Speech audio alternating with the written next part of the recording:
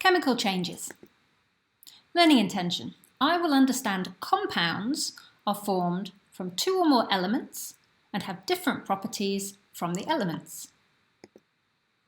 So let's have a think about some definitions. Element is made up of one type of atom, and a compound is different atoms bonded or joined together. Now, a molecule is two or more atoms bonded together, and the atoms may be the same or different. So here's an element with a single atom. That's neon. Other examples include helium and argon. But we can also get elements with two atoms joined together to make a molecule, so long as the atoms are the same as each other. So we've got hydrogen is H2, oxygen is O2, nitrogen is N2, chlorine is Cl2. So it's still an element. Chlorine has two atoms. They are the same as each other, but it is a diatomic molecule. There's two atoms joined together. They are the same atoms. In these compounds, you will notice that there are two or more different atoms joined together as molecules. So here we have one atom of nitrogen, one atom of oxygen to make nitrogen oxide. Here is a familiar compound, water.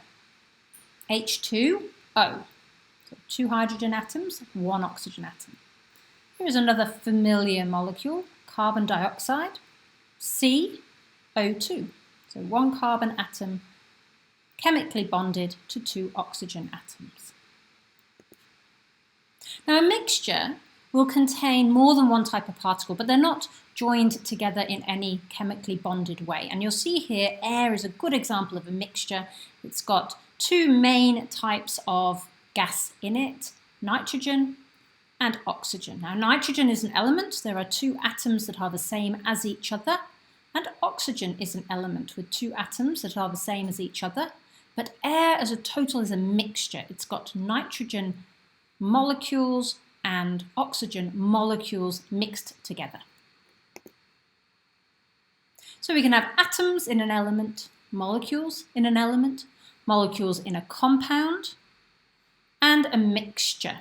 And in this picture, we've got element, element, compound.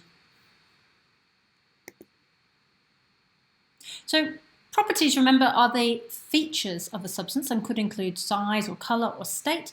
And when you take two or more elements to form a compound and you join them together with chemical bonds, the new substance has different properties. In this example here, we have sulfur, which is a yellow non-metal, and iron, which is a magnetic metal. You can mix them together, but they are easily separated using the physical properties that the elements themselves had. And iron is magnetic, so you bring a magnet close to a mixture of iron and sulfur, and you will easily take the iron away. However, if you heat the iron and sulfur so that a chemical reaction takes place, you actually form a compound. Now, this compound is called iron sulfide, and it is no longer magnetic. So you cannot pull the iron away from the sulfur just using a magnet, because they are now chemically bonded together.